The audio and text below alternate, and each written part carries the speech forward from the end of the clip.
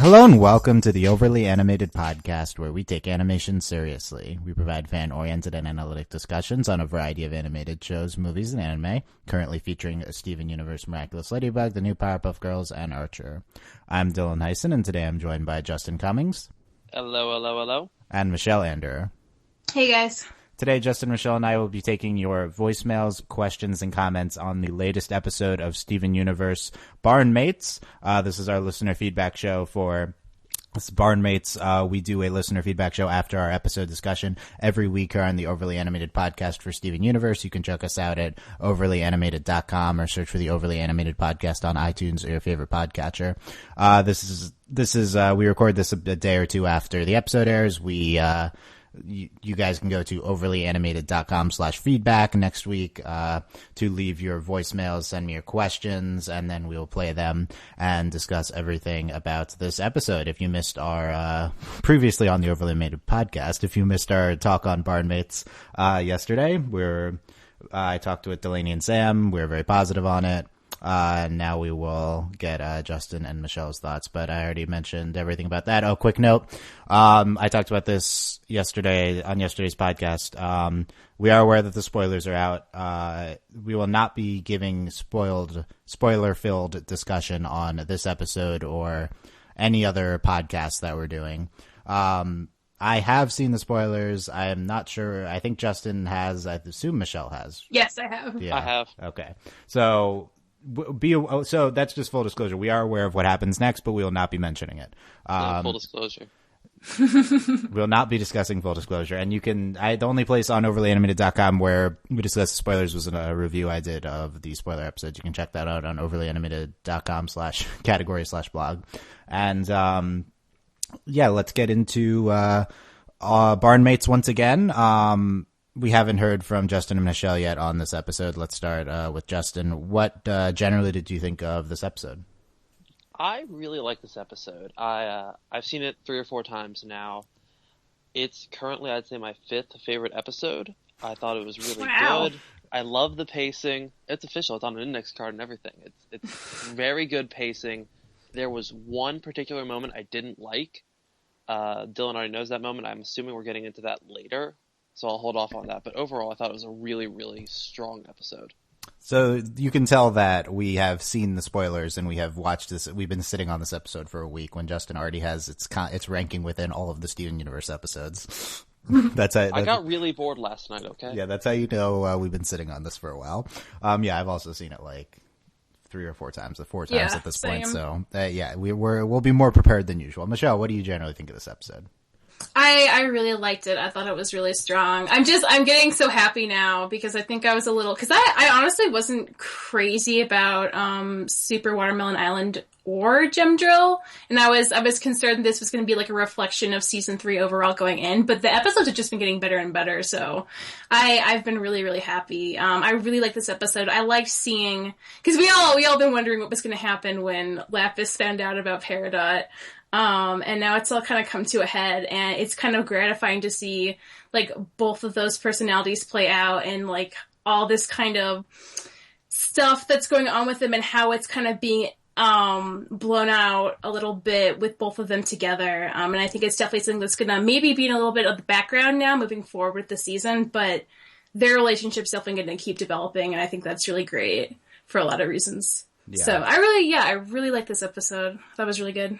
Yeah, definitely seeing a lot of positive feedback. I don't think I've heard anyone who dislikes Barn Mates. I mean, as you'd see on the spoilered article, I gave this a 9.2 out of 10 on my exhaustive grading scale, which is very high. At the same time, it is lower than Gem Drill and Same Old World. Gem Drill barely being higher. So I guess I don't think I'm like less high on this episode than maybe Michelle's. I think I was just higher on the previous 2.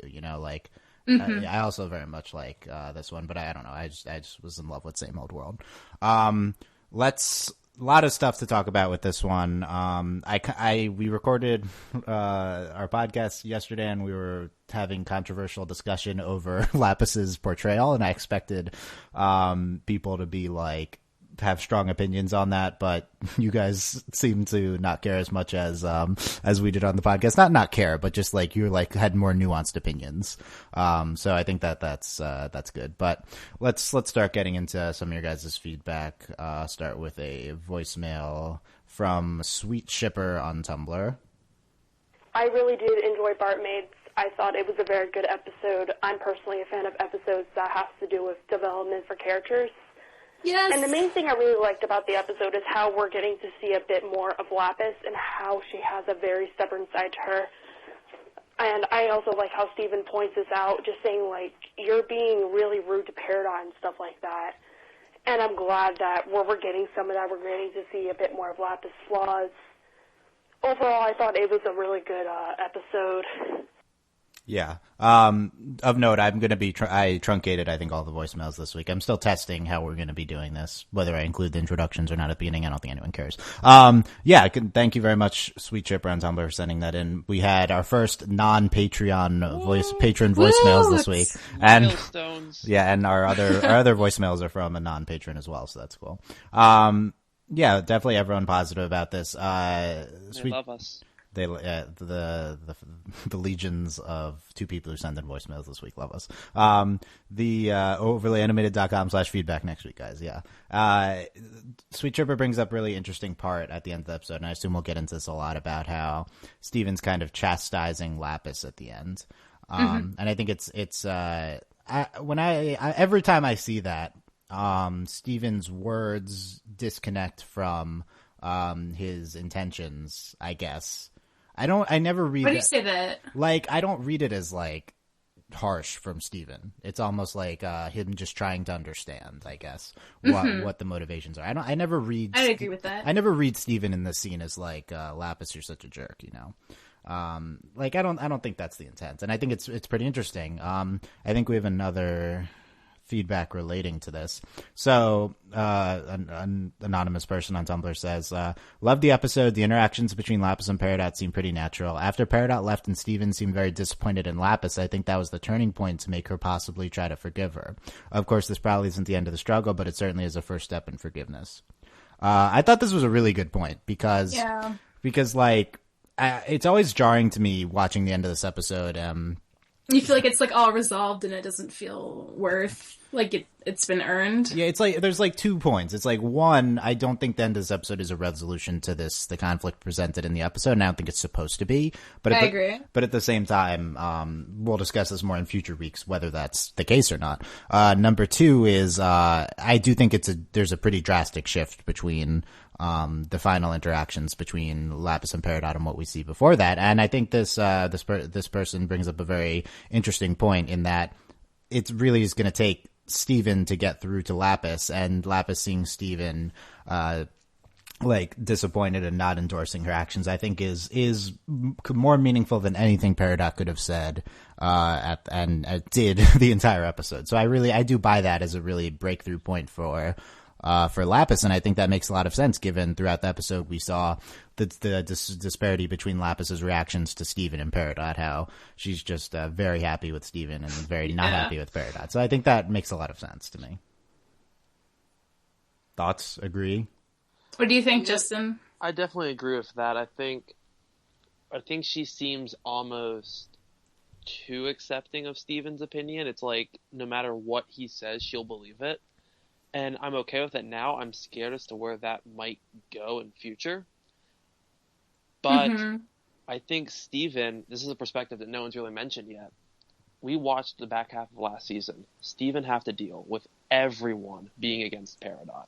He was the only one who thought Peridot had any good in her, and he had to put up with every single gem, constantly getting after Peridot for every little thing. So here comes Lapis, and she's doing the exact same. Of course he's going to be exasperated, because he doesn't want to have to see this happen to Peridot again after she just got through that. Yeah, I mean, I understand it on kind of all sides. Like, that's my view of this episode is, I don't necessarily endorse Lapis's tone or whatever, but I 100% understand it. I don't blame her. I don't blame Peridot for how she's acting. Obviously, she's acting great, and I don't blame Steven for how he's like everyone's behavior just makes perfectly logical sense to me. I think with Lapis, you just really need the context that out of all the people in the entire universe, Steven is probably the only one over the past thousands of years who has treated her at all well. Including Peridot, who treated her very badly before. And this is... We never saw those two interact, to be clear. We don't know how bad Peridot So we don't know how Jackson. bad, I assume Peridot was just very emotionless with this, but Peridot, took her without her will, stuck her in jail, and threw her back to Earth. It's a very bad action.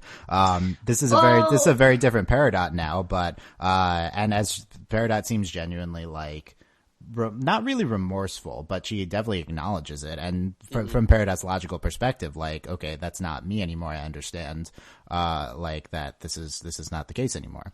But Lapis, doesn't know that. She asked Steven, I think it's a very, pertinent point. Is why do you trust her? Why do you think that she really has changed? This is in direct contradiction to what I've seen. And Lapis wasn't there for Peridot's, life-changing Zuko, turning arc, Field trip. All the field trips, she wasn't there. So it just, I think it would have been anything less than what we saw in this episode for me would have made no sense for Lapis's behavior. This is the only thing that works with what we've seen on the show. Can I give my one grief against Lapis? Yes, let's get into it. Go for it. Okay. Because you and I talked about this briefly on our own. I was okay with every single thing Lapis did. I am okay with her actions, her tone, everything except crushing the tape recorder. I thought that one thing was too far. So what is it about specifically about that that went too far for you? I don't know if it's just I'm a very optimistic person in general, or if it's my personal experience and history. But here's Peridot. She is very clearly being sincere, giving her most prized possession in the entire world, opening up to her. And just a blatant hatred. It's not even an anger or a fed up. It's just this hatred. Had she done anything else, I would have been fine with it. I get her not accepting it. It was the destruction that I thought was over the line. And that has nothing to do with a sexist thing. If a male did it, I would be just as upset. That to me was just over the line. Anything else I would have been fine with. Her attitude, I get. It was just that blatant hatred. Thoughts, Michelle?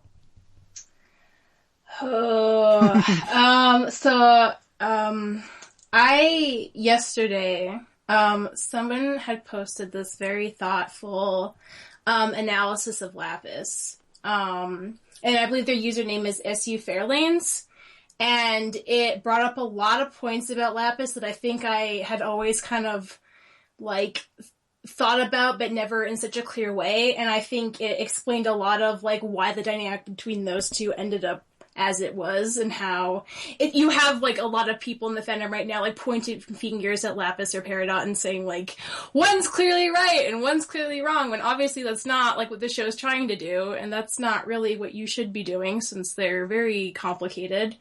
One point they brought up that I thought was really, really crucial was so Lapis is kind of different now than she was. I think being Malachite did something profound to her, and I think her approach to being with other people has a lot to do with her not wanting to, open up and be friendly, because for her, being vulnerable led to thousands of years of just interrogation and being a prisoner. And I think in a lot of ways, just seeing Peridot reminds her of what she used to be because last time she saw Peridot, she was, in jail, and she was being interrogated, and she was brought back to Earth against her will. And in a lot of ways, that's also a repeat of her being imprisoned in the mirror and interrogated by a homeworld and questioned, So I think it's not even about her thinking Peridot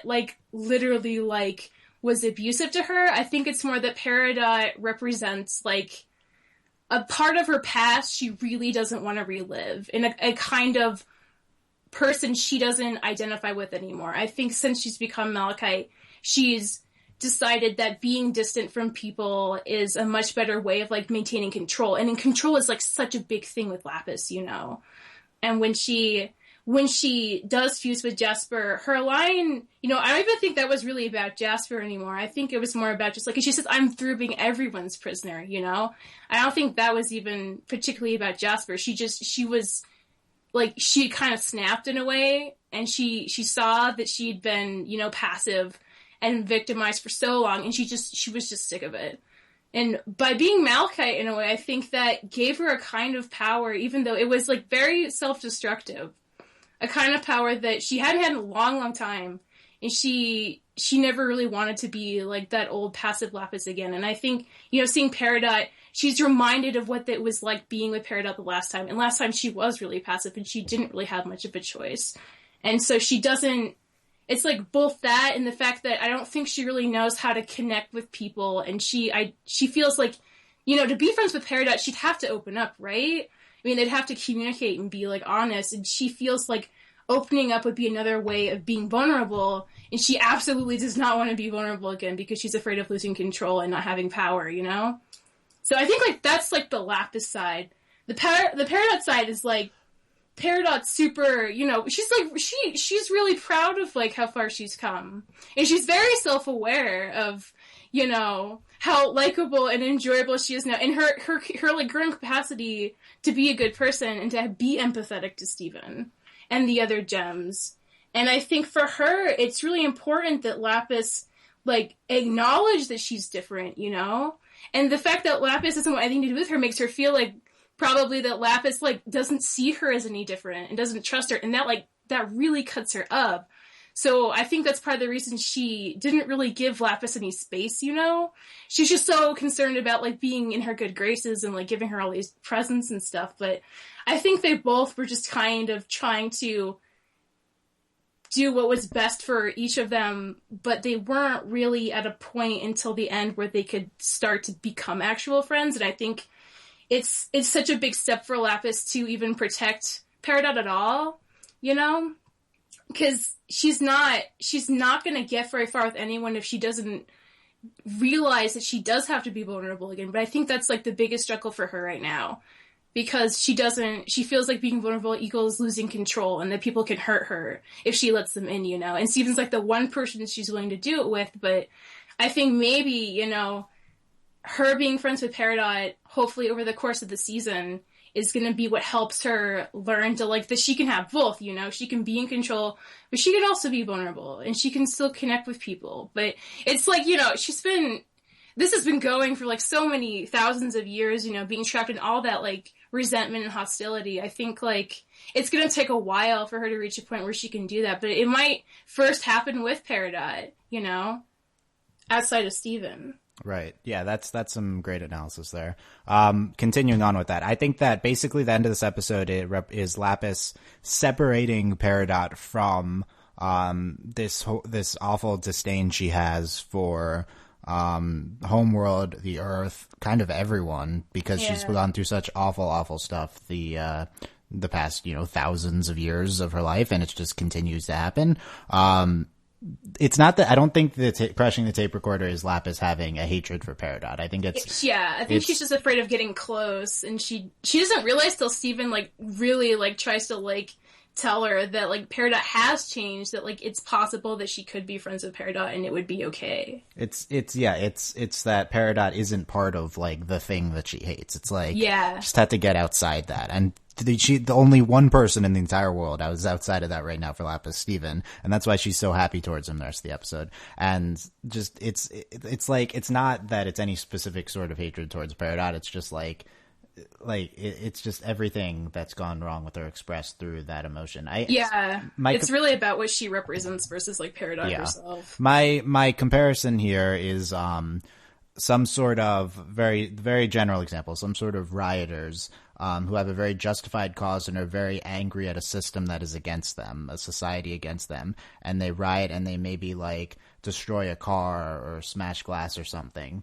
And when I see that happen, and I agree that it's like and I like understand why they're upset, and I understand this cause, I don't say, wow, you're such awful people for destroying this property. I say, you know, I understand what's happening here. Like, this isn't your fault. This is a manifestation of the injustices in society. And I think that's the reaction that I was feeling towards Lapis in this episode. Like, I understand what she's going through. It's not a matter of condoning or whichever one that means, or like accepting or rejecting her actions. They're just her actions. It's just the way it's happening right now because of the awful experiences she's gone through. In addition, I think from Lapis's perspective, I don't really think the tape recorder is different from anything else she's done. Like, exactly. She doesn't know how much it means to her. I think that's she hasn't been around for that. From our perspective, it's certainly meant to exhibit, you know, the type of feelings that are evoked by a lot of people.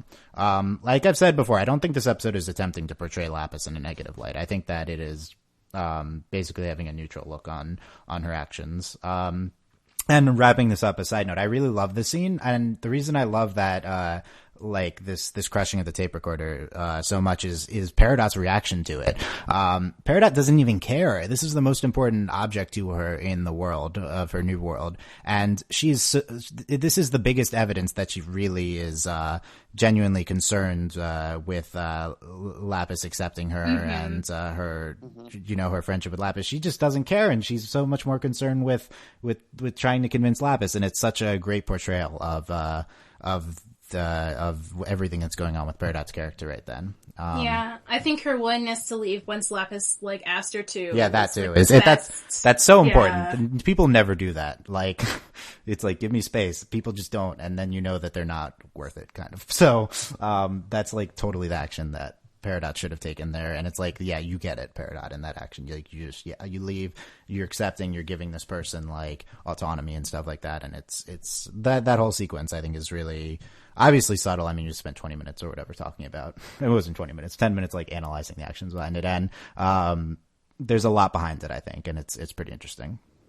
I can understand a lot of reactions to that scene. I do think the episode is probably trying to portray a neutral, you know, everything with going on with Lapis. I mean, I feel like a lot with this show, because we've seen like Amethyst and Pearl also do like, I guess what people would consider questionable things. And I don't think the show ever like wants you to point fingers. I think it just like wants you to present you with these like characters who are doing things and just have you understand why they're doing it. Yeah. You know, and then you can draw your own conclusions of whether or not like you agree or disagree. But like as long as you get what they're doing and why they're doing it, I think like that's all the show's trying to do, as far as like making you draw a conclusion about how you feel towards a character.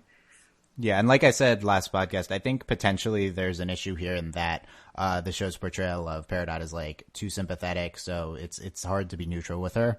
I think that's potentially what's going on here is Peridot's like been more sympathetically portrayed, more of like a great presence on the show than anticipated. So maybe some sort of neutral conflict here is the audience interprets as maybe anti-Lapis more than was intended. Yeah, we don't need to get into my Peridot's too good of a character theories again, but I think there's a little bit going on here. Anything briefly to add, Justin? I think, I don't want to spend too much time on this topic. Really just, I think I have nothing against Lapis in this episode. I like where they're taking her character. I just thought that it's almost, I think they wrote, it's hard to explain. I'm not mad at Lapis per se. It's more of just, I think that portrayal was too quick. Yeah, I mean, I think it's intended to be something to the audience, like have elicit these types of feelings to the audience. You're supposed to be crushed when she. It's supposed to be like the climax of the escalating Peridot's attempts and Lapis's rejections. But yeah, again, I do think from Lapis's perspective, this is nothing different than what she did all episode. So it's just it's a differing perspective, I'd say. Let us know what you thought of any of this. We still have a lot more feedback and topics to get to, so we're going to continue on. Let's turn to voicemail from John from Baltimore, who wants to give his thoughts on, which one am I playing? One or two? These two voicemails. Number one, on the episode. I really liked Barnmate's I thought it set up Peridot and Lapis as good roommates. It really makes me look forward to maybe in like 10 episodes or so when we go back to the barn and see what they've been doing together, maybe bickering together as a crazy couple. Also, have you guys ever thought that maybe the reason Lapis is so powerful with all her water is because there's so much water on Earth? Tell me what you think. Thanks.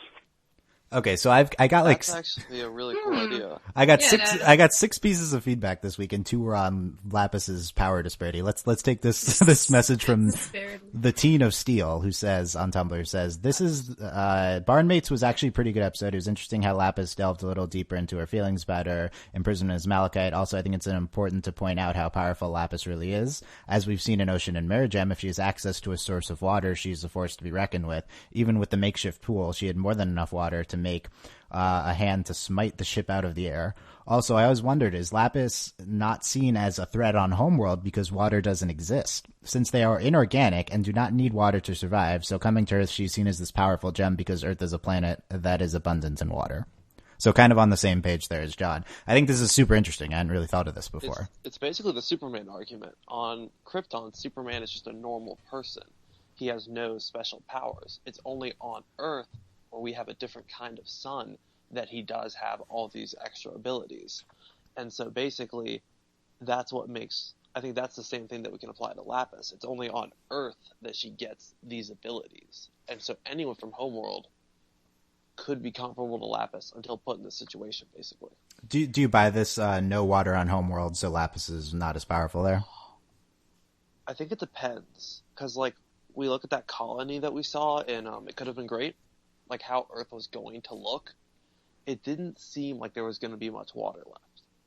So I don't know if they have any use for it. Yeah. I kind of think there's a lot of truth to this. I'm kind of buying it. I just don't see why the gems need water, so I don't know why Homeworld would have water on it. Like, I think it makes perfect sense. Michelle, thoughts buying it?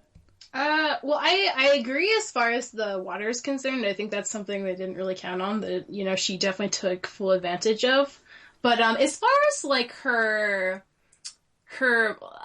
sort of, like, mirror, like, powers, I feel like Homeworld knew about those. And I feel like that's part of why she was sent to Earth in the first place when it was a colony. I think they knew she could record history, and that was a separate power she had. I don't know if I've thought of that as like a power. That's interesting. I think it's definitely a power. It's just really because we don't really know who, besides her being in the mirror, we don't really know how she used it, except for like that one part in Same Old World when she does use water as a reflective surface to like go back in time. Yeah. But I think that's something they knew about, and in that case, she has multiple powers, but the water one wasn't really much of a thing that they were concerned with, I guess, until she got to Earth.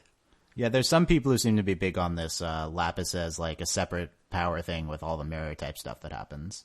I don't know. I don't know if I'm seeing that as such a separate thing. I don't know if it's... I see it as its own ability, at least. Mm-hmm. She's the only gem we've seen do it.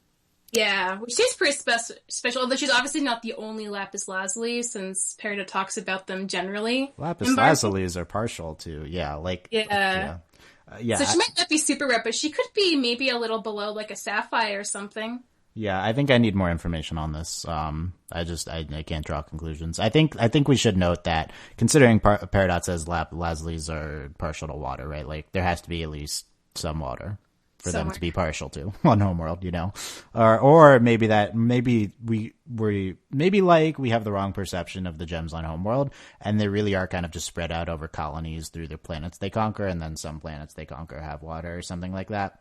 I always have the perception that like all gems live on Homeworld. It's possible that I do think we've kind of been seeing an increasing picture recently, especially with Lapis coming to Earth. And they're talking about the Earth colony. I think it's possible that gems are spread out over the universe. That's a broad topic, anyway. And the comparison I wanted to make here is to our other our other frequently combative, pissed, water manipulating female heroine in animation, Katara also has amplified abilities under certain conditions.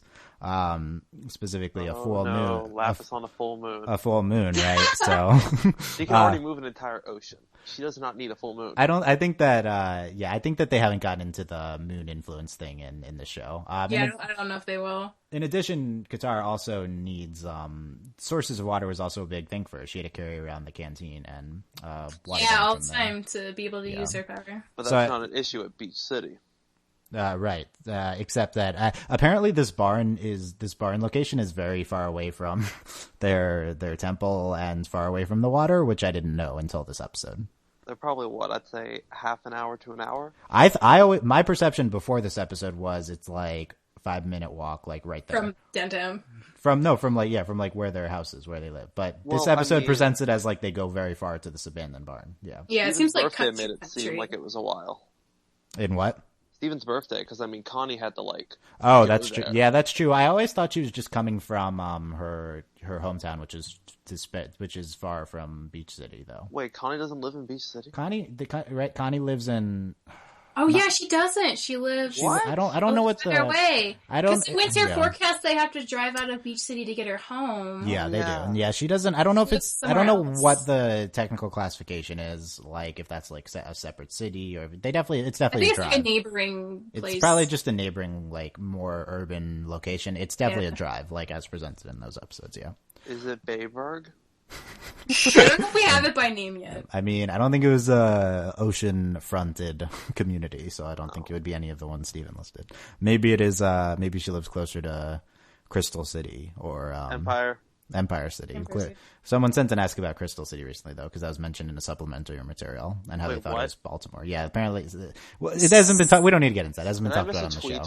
No. It's just you missed ask on my Tumblr. I think that's very important to keep up with. I don't have a Tumblr. Yeah, stock Dylan's Tumblr. That's not my problem. We have a question here from Steve who says, "Hi guys, what do you think of comparing Lapis and Peridot's relationship to that of Katara and Zuko from the Western Air Temple through the Southern Raiders in Avatar: The Last Airbender? Is that similar?" And he said Lapis was telling the truth. She was taking a vacation from water. Was Lapis telling the truth? She was taking a vacation from water. Or was just saying that to say no to Peridot. If that was Steven that gave her the pool, would things be different? If anyone is going to have psychological issues with water, I think it would be Jasper. That's probably true. So what was your read on this, Michelle? Do you think Lapis was just being like rejecting Peridot, or do you think I'm kind of taking a break from water right now was true? I feel like it could be like half sarcastic, but also half true. Yeah. I think a lot of it had to do with, it was a funny line, and also she hates Peridot. Yeah. But maybe it could be partially true. What else did he ask? Like 3 or 4 things. What else did he ask? Well, no, let's just talk about this one for now. Okay. Justin, what's your take on this? I think it kind of is going to depend on Same Old World and how she acted over the ocean. Part of me thinks that because she kind of lost focus, almost dropped Steven, that yes, water does give her this kind of bad reaction. But that was from looking at Homeworld Warp. Yeah, but it was also the Galaxy Warp specifically. She still landed, controlled the water, so that makes me think she's not that against it right now. I think it's mostly true, but exacerbated by her. Yeah. Her hatred by which Peridot represents, et cetera, et cetera. The things we discussed before. Yeah. So Steve posted a longer comment about this on you can comment on overlyanimated.com on our specific podcast articles, about this comparison between Lapis and Peridot in this episode and Katara and Zuko in Avatar 3:12, The Western Air Temple. So I think that, first of all, the reaction is going to be somewhat similar. There's somewhat of a vocal minority of fans who were very anti-Katara's behavior at the end of the Western Air Temple. And I think we're similarly seeing a minority of fans very, very anti-Lapis's behavior in this episode, for both of them rejecting the new integration of the villain-turned-hero redemption arc fan-beloved characters that are very similar in Peridot and Zuko. A very similar situation going on here. Though I think for Katara, her distrust came from the fact that Zuko had outright kind of betrayed her and the team. And for Lapis, it's more about just like what Peridot like represents. I think that's like true. A much larger way. It's not really as much of a personal way. I mean, I think that's true. I do think we're forgetting Peridot imprisoned Lapis and forced her to come to Earth. Like, this is something that we didn't see as specifically on the show, which is the difference. Like, but we didn't see Peridot imprisoned her. For all we know, Lapis says it this episode, though. That's the thing. How much hearsay can we take from no, either side? No. I'm flat out rejecting that. Like, you believe the victim in the circumstance. Like, this is absolutely what happened. And I think Yellow Diamond told Peridot, I don't necessarily. Lapis get in the ship. Right. So it's not that Peridot's acting of her own will. Although the way Peridot presents it is she says, "I needed an informant." She doesn't say Yellow Diamond instructed me to get an informant in this episode. But that being said, of course, Peridot's not fully free-willed on Homeworld. She's under Yellow Diamond's influence. That being said, it doesn't matter. She did it. Like, from Lapis's perspective, this is a clear. This is something from Lapis's perspective. It's like, and from an objective perspective also, because this is bad. what happened. We know it's bad, but we didn't see it. Like, we saw the. So we didn't see it. That's the difference, right? Like, the Zuko thing we saw, and we saw Zuko trying to kill Aang multiple times. Yeah, but we didn't see. And again, we have Steven and Aang trying to facilitate the, the reconciliations between the characters who are very similar characters, and we talked about that, and they both tried to talk their way into solving these giant problems recently. These absurdly similar situations. You can't. I think it's, considering how similar they are, you have to say that this episode was heavily influenced by this arc on Avatar. I think all of it was. The entire redemption arc kind of. The whole redemption arc is just the Zuko. Yeah, and of course the Zuko redemption arc is not super original, like it's a redemption arc, but Avatar, you have to consider at this point where we are, and it's a little bit weird to consider this, but Avatar is classic American animation at this point, and it's going to be one of, if not the biggest influences on any series we cover right now. So, this definitely seems like a big like influence on this episode. I think it's interesting because Katara at the end of the Western Air Temple gives a blatant death threat to Zuko, and I don't really think that we're seeing anything on that level from, as much as we've been debating how much to criticize Lapis. I don't think we've been seeing anything on that level from Lapis in this episode. I think the worst thing Lapis did was crushing the tape recorder, which is far from I'm gonna kill you if you step out of line, like Katara said to Zuko. So, that being said, I think most of us saw Katara's actions as more sympathetic in that episode, right? So I think that's pretty interesting, even though she was given to being like much harsher. I think in part because, like, this was an more established character than Lapis, Katara, one who we're more sympathetic to, one who's the whole situation we'd seen a lot more. But anyway, yeah, interesting to see. I think this episode is a better example of this story than the Western Air Temple, which I've never been super high on as an Avatar episode. Let's play second voicemail from John, who I think is John from Baltimore, I think is talking about a similar concept. I was wondering if you thought it was interesting how Peridot had an episode dealing with her relationship with pretty much every gem.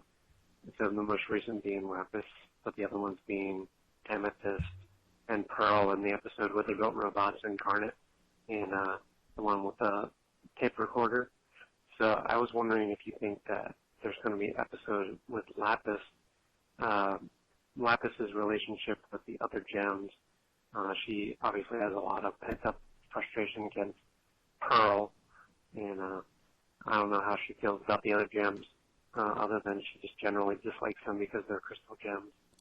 Okay, so this episode could be seen as the conclusion of our Peridot field trip arcs. Peridot has her Lapis field trip. So now, is it time for the Lapis field trips?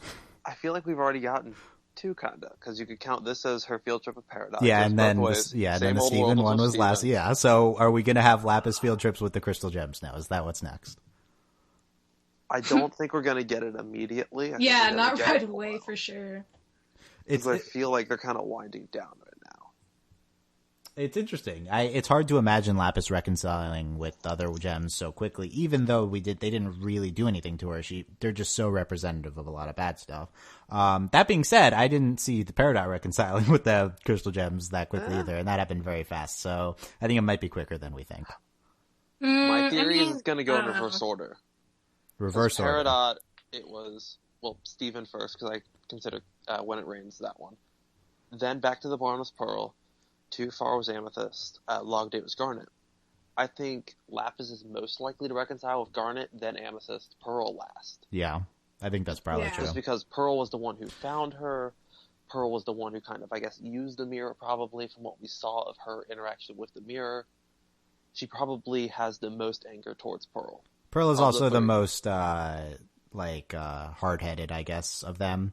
Like, I think she'd be more stubborn with being. I don't know if Pearl is going to be having outpouring of love towards Lapis immediately. I feel like Amethyst and Lapis just won't get along based on style purely. Yeah, like no anger, just. Also, Pearl and Lapis pretty somewhat similar in a lot of ways. Yeah. So that I think that makes it harder. And Garnet, you could see reconciling. Although I don't think Garnet particularly cares, if Lapis likes her or not. So yeah, she referred to Lapis as Steven's friend, so it doesn't seem like she considers herself her friend. Yeah, so that's interesting. What do you think, Michelle? Field trips soon? No, absolutely not soon. I mean, I think the show might just kind of leave Peridot and Lapis in the barn, like, up to their own shenanigans for a couple episodes without us seeing them, and we come back a little later when they're a little more settled in with each other, and go from there. But I don't know. We come back and they're dating, and no, they're not dating. They're just maybe they get rid of that line on the floor. That'd be a big step. Yeah, they come back and they're fused, and then we just have another perma fusion character, and that's how it's gonna happen, right? Maybe down the road, though. By the way, I didn't mention this briefly. Were you feeling the Lapidot in this episode, Michelle? I think this is one of those things where, like, shipping is the most fun when you have all this, like, imagination, but then once they start actually being real characters, it's sometimes hard to stay committed. And I think for this particular ship, that is how I feel now. I really hope they become friends. I think they could be very valuable assets to each other, but I don't really ship it as much anymore, unfortunately. Justin, are you feeling the Lapidot? I feel the Lapidot for two big reasons. One is canon, one is kind of. Rebecca Sugar put out a thing on her Tumblr and I think Twitter of Lapis coming back to the barn, or coming back to like an apartment, Peridot chilling on the couch, in the alien boxers playing a game. It's Lapis coming home to her wacky roommate from last episode. It was perfect. And Peridot did not just blush in this episode. Her entire shade of skin changed. Like, go back and look at that. When she grinned. No, when Peridot grins, and Lapis, she blushes, and then her whole skin color becomes a brighter green. Yeah, I mean, I've said I say this every time. Sims literally blush like so often. I say this every time. Blushing on the show is not indicative of romantic feelings. Not just a blush. Okay, it's a super blush. Super blush. Hashtag super blush. Interesting. So Justin's feeling it, obviously, the Lapidot. I think more fans are in on it now. I don't know. It was kind of really really widely shipped in between, like when we had new episodes. But at the same time, you're definitely seeing an influx of content now, for sure. But that's to be expected. We'll see how it comes out, whether people ship it more now, as Michelle was talking about, now that it's like reality, or not like now that the characters are actually interacting. Like, it's like some of the most shipped things are always the fanon ones of the characters, like Zutara, who never actually interact. So now that it's a thing, then we'll see how fans react. Let's get to the clips I pulled from this week. It could have been the entire episode. It's kind of arbitrary, the clips I pulled, but let's start with this one. H2O, my gosh. So, oh my god, there's so many good lines in this episode. Yeah, there's. I didn't capture them all, but there's a lot. That one, I didn't see that initially as like super prominent, but people were definitely digging the awkward Peridot like Earth speak. I think we have. We'll get to the other one. Let's just go in order. Let's go to this one next. I got your number. Oh yeah, that was the other awkward Earth speak. What do you think of "I Got Your Number" from Peridot? I mean, I can see why they want it to be funny. I'm not sure. I was just kind of like, whoa, I wasn't expecting that. Okay. I mean, I think these are serving specific purposes other than pure humor as well. I think we're trying to do character moments, but it's pretty interesting. Yeah, those two lines. Mm-hmm. I've seen analysis of Peridot's trying to mimic Earth lingo that she sees on TV or something like that. I wonder if we'll see I Got Your Number in Camp Binding Hearts, if that's the reason. That here's some. I thought maybe Amethyst had taught her that line. It sounds like an Amethyst line. That sounds like it makes sense. This is my favorite Peridot line of the episode. This is it, Steven. They're going to wipe my precious grin off the face of this planet. I feel like that's not getting enough traction. I love it. That's the most Peridot line to me of all of them. It's great. Here's another good Peridot one. I like the cut of your gem, Steven Quartz. Why does she call him Steven Quartz? I liked that. That's like a TV sitcom line. Well, that's where she's getting it from. Yeah. Why does she call him Quartz, though? That's his middle name. Because she knows he's a quartz, and she keeps assuming, she keeps asking him, oh, well, you were made here, so, you must know all. She's like, no. I think she still kind of has a schema of Steven as, Rose, I think it's interesting. His name is Steven Quartz Universe. Well, I don't think, I feel like I interpret it as more of a, that's his, it's more of how Jasper would address, how it would address Steven. Would definitely be like that. Rose, yeah. I don't know, I saw fan art of Steven helping Jasper and, Jasper being why are you helping me, little Rose? Right? I love Steven Jasper comics. We'll see if we're going to Jasper field trips after the Lapis ones, if that's going to happen. Here's another Peridot one. Oh, 1 second, play it. Here we go. I got your number. No, that's not what it was. Oh. What was it supposed to be? Let me try it again. Nope. Okay. It was, what were you trapped in a tape recorder too? Oh, that was really funny. That's really great. Okay. My favorite is I could give her my Camp Binding Hearts DVD. Was season 5 garbage. Trash. Yeah. Well, that's not a one person quote, so I couldn't pull that. But yeah, that was really great. Garbage. I know. Yeah. Pretty good stuff. And here are my 2 favorite moments of the episode. As I've talked about before, these are two of the funniest moments for the series. Here's the first. Sorry I interrogated you. You were just full of such useful information. That's a sincere compliment. Peridot. You were just full of such useful information. There was nothing wrong with the writing element. She just botched it up so bad, but she tried so hard. It should note. An hour on 2 sentences. Yeah, a whole hour. She was very sincere. As per Steven's instructions. We should note that I think the 2 biggest moments, the 2 funniest moments this episode, this and the other one I'm going to play, are both Lapis delivered lines. Yeah. And both of them are Peridot intent. Well, that one's a Peridot intent, but Jennifer Paz, I think, killed this episode. Giving Shelby Barr a run for her money, because that line was so great, the line read. I mean, it's also just a funny line, but the line read of that is so good. And here's the second one. It was an endless, crushing darkness. Wet and bleak and suffocating. Water was the tomb I lived in for those months. And that's great. Okay, I had to rewatch the episode, that specific part, 3 times in a row, because it was so good. Yeah, that part is incredible. It just takes you by surprise, because that kind of humor, I don't think we've really seen anything like it in this show, but it was so good. It just kept going, and her face just kept getting closer. It was really great.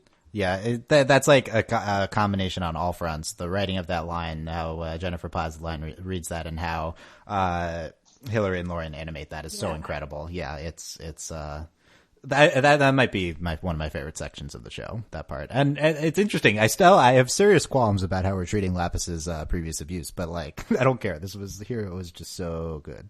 That scene, I don't know. Those 2 together make the episode for me, I would say. Okay. Overall, I don't know.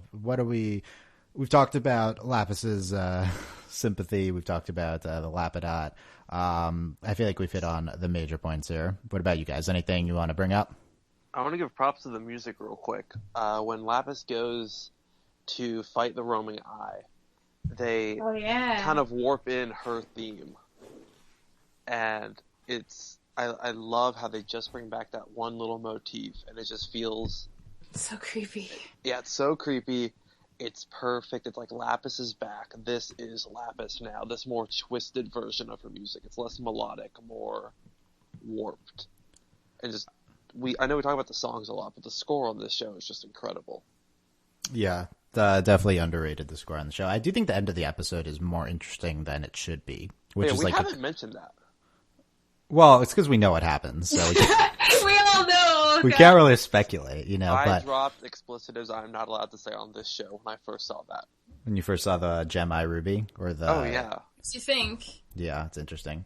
I do think that like I said last podcast, the end of the episode kind of throws the pacing off to me. It's too like, okay, we have to have an event happen. But like on all fronts, they kind of pull it off, and I think it's interesting. I think it's the score. I think it's the animation. This episode does come together very well. Whenever I rewatch the ending, though, I half expect the Ruby to just say, "You have to go back with me, Marty. Back to the future." We'll see if that's what happens next time. I mean, we know what happens next time, but yeah. Hey, so fly. Next week we'll be back discussing Hit the Diamond. I mean, if you thought that we got a lot of discussion out of this episode, then we'll see what we get out of that one. We'll have our episode discussion Thursday night, then our feedback show a day or two after that. Gonna be great. You guys good? Justin, Michelle? Yep. Yeah. Yep.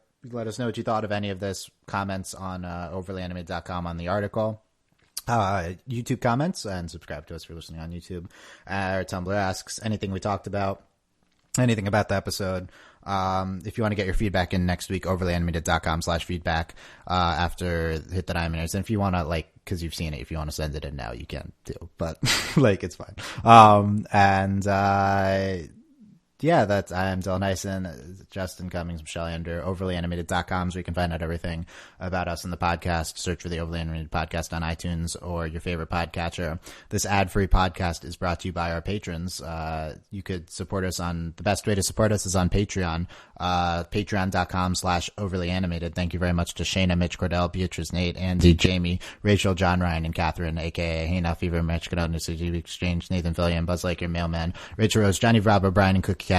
Also a good way to support us if you have been enjoying this. Consider leaving us a review on iTunes. You can find the link to our iTunes on overlyanimated.com. Click on the big purple, iTunes link, and you should be able to leave a review there. We would greatly appreciate your iTunes reviews. Yep, I think that's it. Thanks for listening, guys. Next podcast, me and Delaney talking about an important episode of Ladybug this weekend, and then we'll be back next week discussing more Steven Universe, the super prominent episode, Hit the Diamond. Me and Mel will be finishing off our season of Archer reviews with the finale next week. Gonna be good stuff there. And we're not too far away from Voltron. We have big plans for the premiere of Voltron, so look out for that over overlyanimated.com on all of our social media. Thanks for listening, guys. We will see you next. Oh wait, Joe. Yes. Justin wanted to plug the blogs. Yeah, I want to plug the blog because I do that. Overlyanimated.com, I think /blog, or just click on the blog section. Just click on the blog button. Yeah, click on the blog button. Just today went up my Hidden Gems review of Kappa Mikey. Over the weekend, I'll be doing part 2 of Robo Retro, this time talking about Voltron, its kind of confusing history, the many times it's been shuffled around. Monday, as always, Total Drama review. We're up to episode 11. And then Robo Retro part 3, Robotech, should be up sometime next week. You're up to episode 11 on Total Drama? I am, yes. Who can you trust? I've edited 10 of those. Have I really? Well, 9, because I did part 1 and 2. Okay, I don't remember editing that. Okay, that's interesting. Yeah, check out Justin's doing great stuff on the blog section, and sometimes I also post something. And it's my baby. Yeah, check out our articles there. We're trying to turn Overly Animated into your stop for stuff on animation and stuff like that. Thanks for listening, guys. Check out everything we talked about. We will see you next time. Bye. Bye. Bye.